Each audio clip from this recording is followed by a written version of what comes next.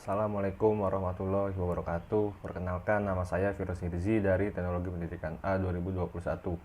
Sini saya akan memaparkan hasil dari analisis saya, pendapat saya, serta pandangan saya antara kaitan pembentukan karakter, peradaban, faktor sosial, budaya, ekonomi, dan juga politik, dan pemikiran-pemikiran ahli pendidikan dalam melahirkan kualitas pendidikan yang lebih baik atau lebih maju di Indonesia.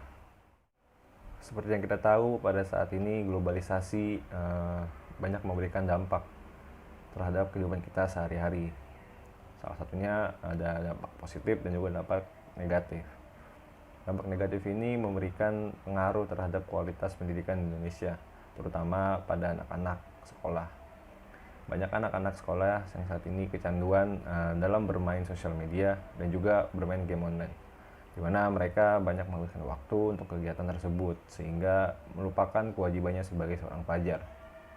Oleh karena itu, dalam hal ini perlu diadakannya pembentukan karakter di sekolah sehingga permasalahan tersebut dapat diatasi. Pada pembentukan karakter ini, salah satunya dapat dilakukan dengan cara mengikuti kegiatan literasi.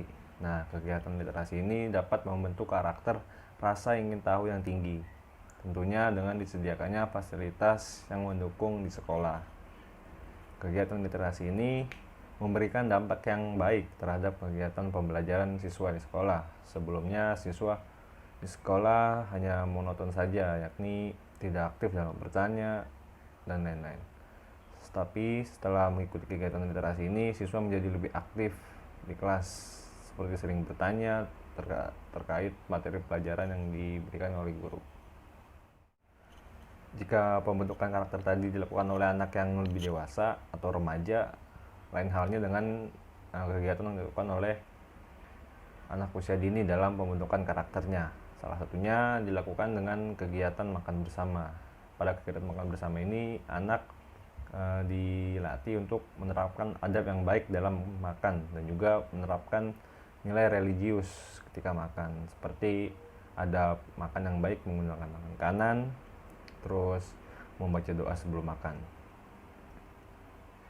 Dari kedua cara pembentukan karakter tersebut, tidak kalah pentingnya juga pembentukan karakter siswa yang bertanggung jawab, karena dengan siswa yang menyadari pentingnya bertanggung jawab, maka ia akan berhati-hati dalam melakukan berbagai hal dan juga tidak mudah menyerah dengan apa yang mereka hadapi, karena dia merasa terikat oleh tanggung jawab tersebut. Yang selanjutnya ada peradaban. Nah, peradaban di sini juga mengambil peran dalam melahirkan kualitas pendidikan yang lebih maju atau lebih baik di Indonesia ini. Dengan dilakukannya menyesuaikan perubahan manusia saat ini. Peradaban menjadikan kearifan lokal sebagai suatu sarana dalam mencapai tujuan, yaitu mewujudkan pendidikan ke arah yang lebih maju. Selain itu, peradaban seni di Indonesia juga menjadi cikal bakal dalam kemajuan pendidikan di Indonesia.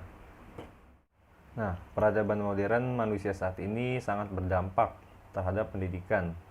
Salah satunya pendidikan yang ada di Indonesia. Dengan banyak kemajuan teknologi yang ada saat ini seperti internet, platform digital, dan lain sebagainya, dapat memudahkan seseorang dalam menempuh pendidikan yang lebih mudah, seperti berkembangnya e-learning atau Learning Management System atau LMS. Nah, dalam pendidikan LMS tersebut menjadi suatu sumber belajar untuk para siswa, di mana LMS dapat diakses kapan saja, di mana saja, selagi dengan menggunakan internet. Nah, peradaban manusia modern memang lebih memudahkan manusia, khususnya pada bidang pendidikan. Dengan peradaban tersebut, diharapkan nantinya kualitas pendidikan Indonesia akan menjadi lebih baik lagi dan juga lebih maju lagi. Tapi harus disadari juga pentingnya pemerataan internet dulu, sehingga akan lebih mudah lagi dalam mengembangkan Learning Management System atau LMS tersebut. Selanjutnya ada faktor sosial. Nah, faktor sosial ini berperan penting dalam melahirkan kualitas pendidikan yang baik atau lebih maju di Indonesia ini. Kehidupan sosial saat ini banyak sekali orang yang mulai sadar akan pentingnya berpendidikan. Seperti di lingkungan saat ini banyak sekali orang yang ingin melanjutkan anaknya ke jenjang pendidikan yang lebih tinggi atau ke universitas maupun perguruan tinggi lainnya. Nah, harapan orang tua pada saat ini sangat besar terhadap anaknya. Karena yang dipikirkan orang tua adalah dengan ditempuhnya pendidikan yang tinggi, maka anak akan lebih mudah nantinya dalam mencari pekerjaan ketika sudah lulus nanti.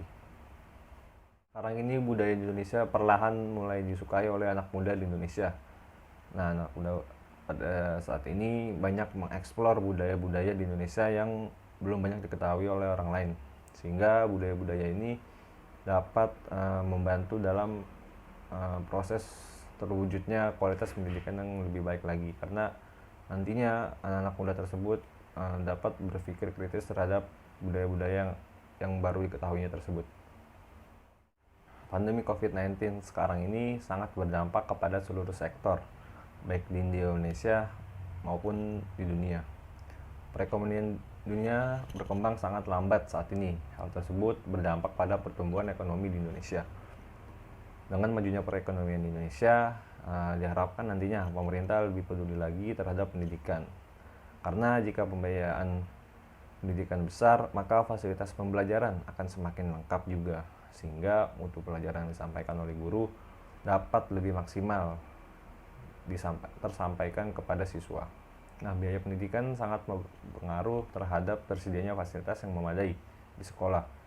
Jika fasilitas di sekolah lengkap, maka para siswa nantinya akan dapat memaksimalkan kemampuan yang dimilikinya atau potensi di dalam dirinya, sehingga hal ini menjadikan lahirnya generasi-generasi penerus bangsa yang berpendidikan serta berwawasan yang luas. Nah, demi memajukan kualitas pendidikan di Indonesia, pemerintah membuat program Merdeka Belajar dan Kampus Merdeka. Program tersebut memberikan tentang penerapan kurikulum menjadi lebih fleksibel dan juga adaptif, dengan melihat hasil belajar yang bertujuan untuk mempersiapkan para mahasiswa menjadi manusia yang lebih mandiri lagi. Dengan diterapkannya program tersebut, tentu memberikan inovasi terhadap pendidikan di Indonesia, sehingga dapat berkembang menjadi lebih maju. Nah, selanjutnya pemikiran Ki Hajar Dewantara yang masih sangat relevan saat ini.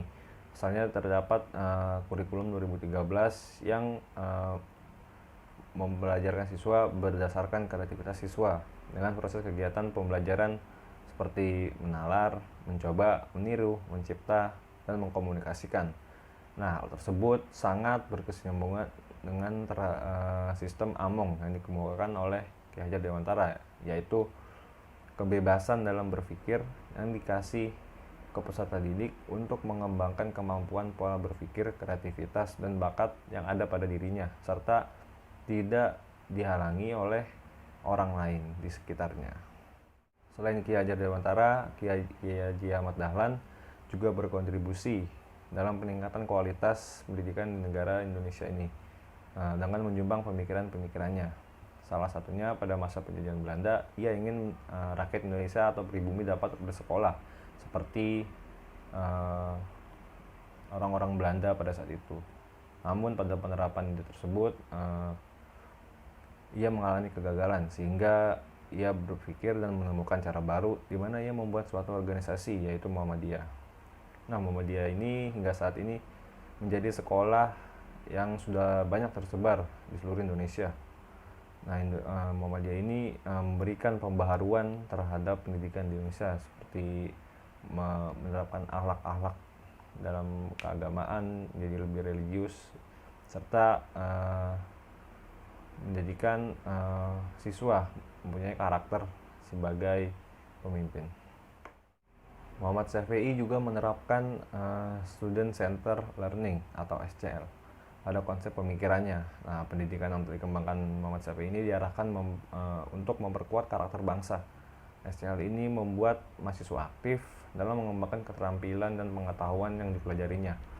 Nah, mahasiswa ini ditekankan untuk memiliki penguasaan dalam hard skill dan juga soft skill.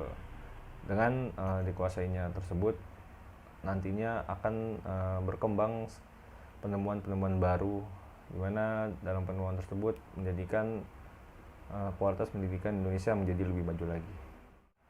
Oke, dari kaitan materi di atas tadi, dapat disimpulkan bahwa pembentukan karakter, peradaban, sosial, budaya, politik, ekonomi, dan pemikiran ahli memiliki kaitan dalam mewujudkan kualitas pendidikan Indonesia ke arah yang lebih maju.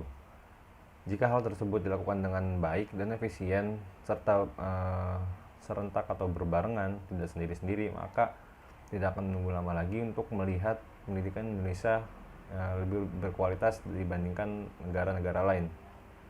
Karena cara tersebut akan sangat efektif, akan sangat efisien jika semuanya, segala sektor membantu dalam mewujudkan kualitas pendidikan yang lebih maju lagi.